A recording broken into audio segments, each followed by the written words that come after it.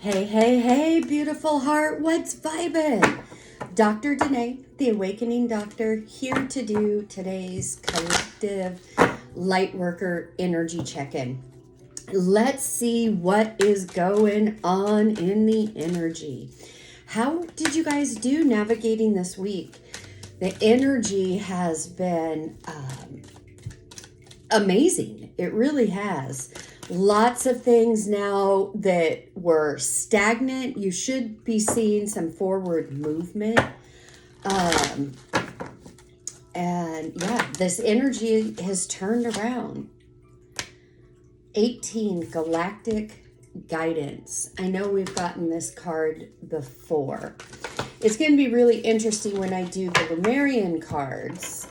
Why is that? Because guys, look. This is a big stack of cards, right? And you guys have watched since I started doing these Lightworker readings 2-3 months ago now. Out of this whole stack, no matter how much I shuffle, it's like the same cards keep coming out. So I'm hoping today, now that we have gone through solstice, and solstice was a big turning point, that we can now pull on some new energy. I don't know about you, but I was very tired of the same old energy and same old story. But guys, there was a purpose in it. And a lot of times, learning patience on this journey is huge. Patience really is a virtue. I have a guided meditation for patience is a virtue, and the feedback that I'm getting on that has been amazing. All right. Okay. So we have Galactic Guidance, which this was number 18, Star Family Assistance and Cooperation. Then I have 21, Higher Perspective, the Cosmos Awakening Unity. Number 5, Celestial Assistance, Angelic Messages, Guidance, Enlightenment. We seeing a theme here.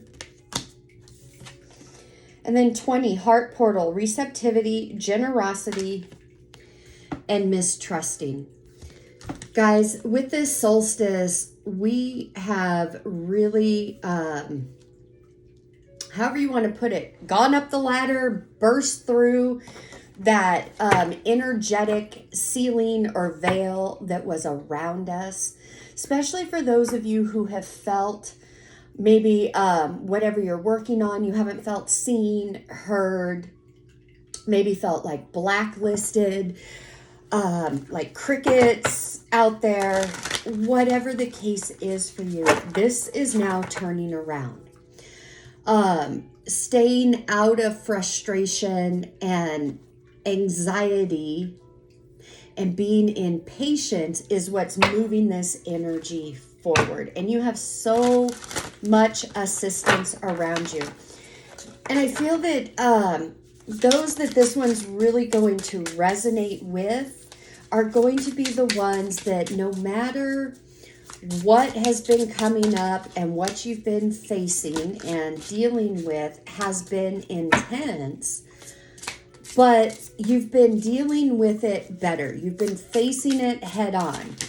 You've literally been walking up to the lion, whatever the lion represents in your life, and looking at it head on. Okay, these are a lot more than I had wanted to pull, but let's see. Interesting, the Emperor in reverse, 10 of Swords, 2 of Cups in reverse, then I have 9 of Cups,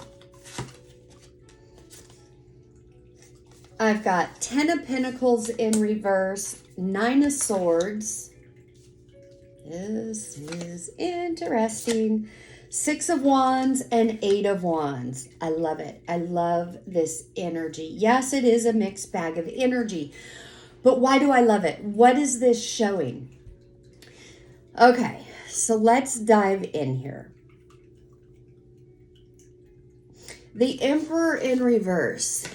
For those of you guys who have been following me for a while, you know I'm not a big fan of the Emperor, especially when the Emperor shows up in reverse. This for me is, it talks about, for me it's like narcissistic energy. And when the Emperor is in reverse, this is somebody who wants control. Like they need to have the control. It's their way or the highway. However, when they're stuck in this energy, yes, it's all altered ego, pride. But when it's like this, their own ego, pride, and control issues get in their way. And they literally have no control over anything. They are very ungrounded and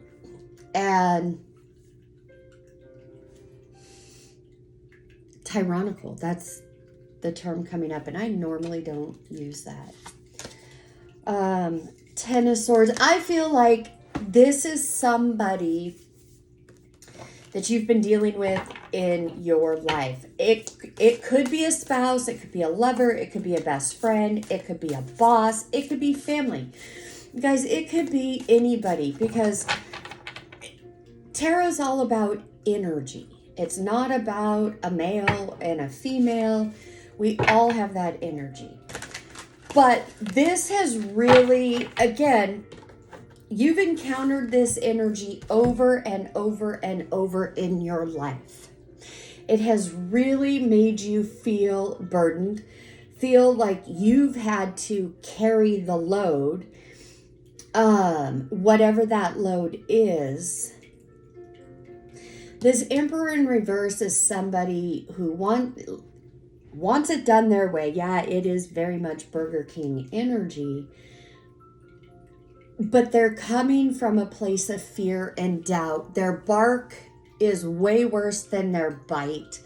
They project a lot of energy and put their problems off onto others as if it's the other people's responsibility to fix it. This energy, I do feel, started in childhood. It's followed you this whole time. It's what has really been coming up for you the past 2 years to look at and deal with at different phases of your life. It has really made you question and reevaluate love. I really feel over the past 6 months, I have really come to understand the difference between human love and divine love. Conditional 3D matrix love versus unconditional 5D love. And you have been embracing that. You are no longer giving to people or situations or energy that come in and deplete you. You know, you've always, here's the thing, you've always known. And you have entertained energy vampires and things like that. But see, here's the thing. You've done it from a place of purity, of goodness. Have you been taken advantage of? Yes, one can say that, but here's the thing. There is no true loss. And I know that sounds weird, and it's going to fly in the face of everything intellectual, and you could be sitting there going, but Danae, I lost this, I lost that. And here's the thing, I'm going to challenge you. Did you really lose it? No, because in infinite mind, there is no loss. You can call back whatever appears to be lost and say, I deny all loss. Whatever it is that you lost, it could be as simple as losing a favorite pen. And you could sit there and say, I'll use an example. I had a Mont Blanc pen years ago, and I loved the pen. But then I lost the pen. And I was upset because I lost the pen because they're not cheap. But then, it hit me. I'm like, wait a minute. there is no loss in divinity. I deny all loss. I deny the loss of my Mont Blanc pen. It will come back to me. It's equivalent or greater. Sure enough, when I wasn't thinking about it, an opportunity arose. I was actually gifted a Mont Blanc pen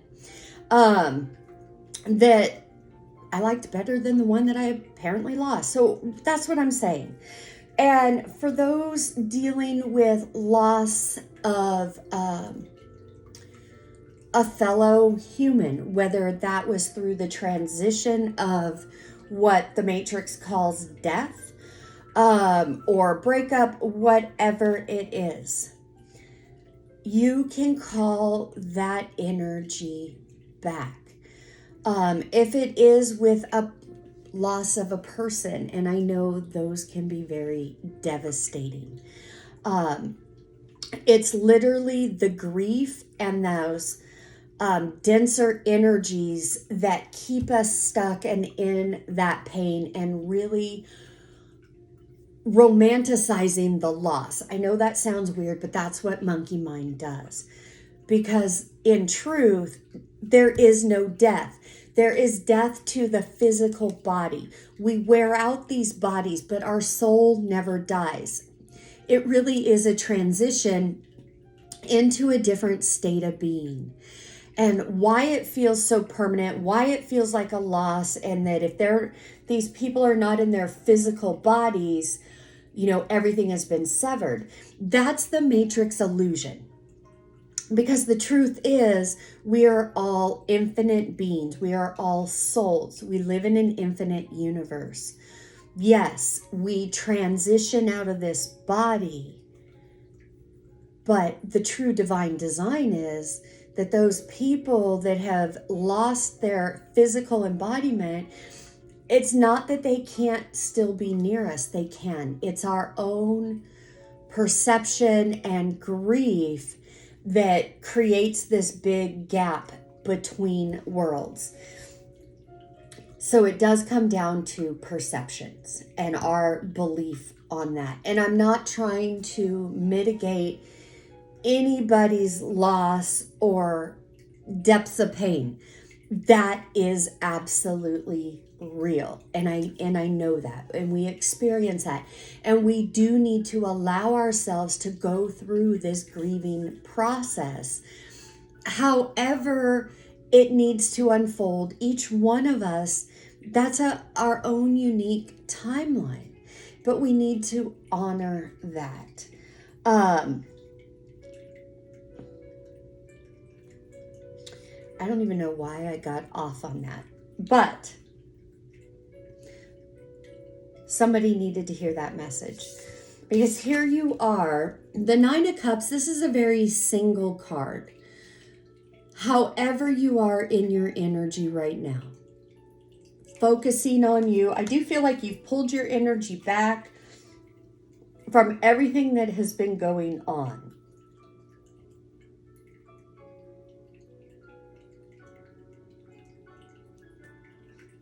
You're still holding on. You're having faith, even though your Ten of Pentacles is upside down. We have the Nine of Swords. There's a lot of thoughts, anxiety, depression, worry going on. It really is. This Nine of Swords for me, this is monkey mind, altered ego card, romanticizing those stories that we tell ourselves. The stories of defeat, the stories of would have, could have, should have, why didn't it work out this way, yada, yada, yada.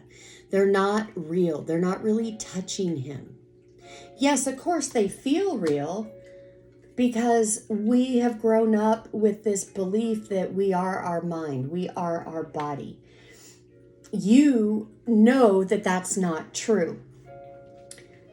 The battlefield is in the mind. It is your thoughts. But look, reward and recognition is coming for you.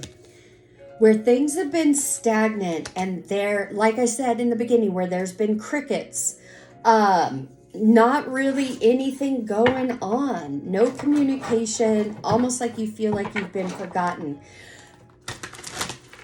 The more that you squish and release these denser feelings, and open up to the divine, even though you can't see what's about to come for you.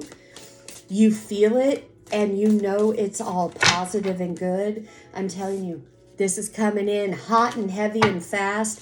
Brace yourself. You're not going to know, I don't want to say you're not going to know what to do. You are going to know what to do, but this energy that's coming in is so different than the energy you've been in for months now, that it could take you off guard, but in a good way.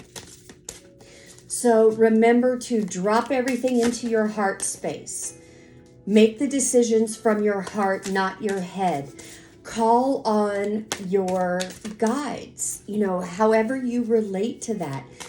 Prayer is us telephoning God, saying, hey, I've got this going on. I need some insight. But prayer, that phone call to God, is supposed to be, hey, here's what's going on. I'm going to leave it with you. Show me the lead. So prayer is you making that call to God. Intuition is God making the call to you, giving you the lead or the hunch. Intuition, and I've been talking about this a lot over the past couple of weeks, intuition never shows up with the full instructions. You get a hunch, you get a lead, and you need to put faith and action to that and follow that. Then you'll get the next step. And I know it can feel uncomfortable, but that's how it goes. That's how the divine works. It's your natural state. What's not natural to you is what you've had to learn how to survive and be in the matrix. All right, starting out with ether and matter. Number 1, spiritualized matter, new life, sparkles, bedding in the light. This is all about taking in these upgrades, the light codes, the things that have been coming in. You've been coming out of darker energy, denser energy. As you allow more light in and assimilate to this new energy, issues and problems fade away. Divine Cosmic Mother Womb. Number 1, you are loved, you are safe, rest now, sleep well. Remember how I talked about in the beginning this big deck of cards and how the same ones keep coming out? This is one of those. Look, we've got 2, both of these are 1. So now we've got Ascended Master numbers, double digits. We have Indigo Child, number 3, inspire, heart, dialogue, action, passion, community. Feel that energy off of that card. You are leveling up, accepting your spiritual gifts, accepting that beautiful creator being that you are. You are no longer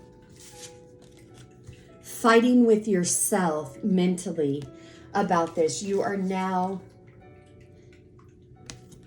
open, receptive, and accepting of who you are. That is going to open doors for you that you've only dreamed about up until now. Guys, this is amazing energy. Your cosmic help is here. Yes, light is coming in.